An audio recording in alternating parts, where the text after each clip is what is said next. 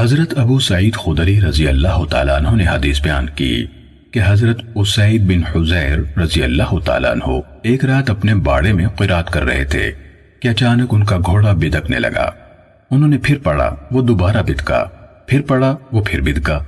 اسید رضی اللہ تعالیٰ عنہ نے کہا، مجھے خوف پیدا ہوا کہ وہ میرے بیٹے یحییٰ کو رون ڈالے گا۔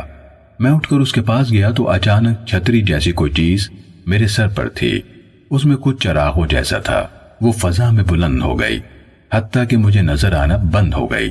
کہا، میں صبح کو رسول اللہ صلی اللہ علیہ وسلم کے پاس گیا اور عرض کی، اے اللہ کے رسول، اس اسنا میں کل میں آدھی رات کے وقت اپنے باڑے میں قرات کر رہا تھا کہ اچانک میرا گھوڑا بدکنے لگا۔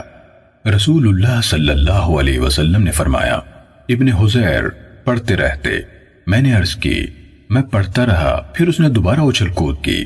رسول اللہ صلی اللہ علیہ وسلم نے فرمایا، ابن حضیر پڑھتے رہتے۔ میں نے کہا، میں نے قرات جاری رکھی، اس نے کچھ بدک کر چکر لگانے شروع کر دیے۔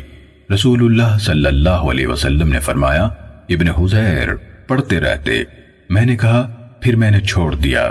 میرا بیٹا یحییٰ اس کے قریب تھا، میں ڈر گیا کہ وہ اسے رون دے گا، تو میں نے چھتری جیسی چیز دیکھی، اس میں چراغوں کی طرح کی چیزیں تھیں، وہ فضا میں بلند ہوئی حتیٰ کہ مجھے نظر آنی بند ہو گئی۔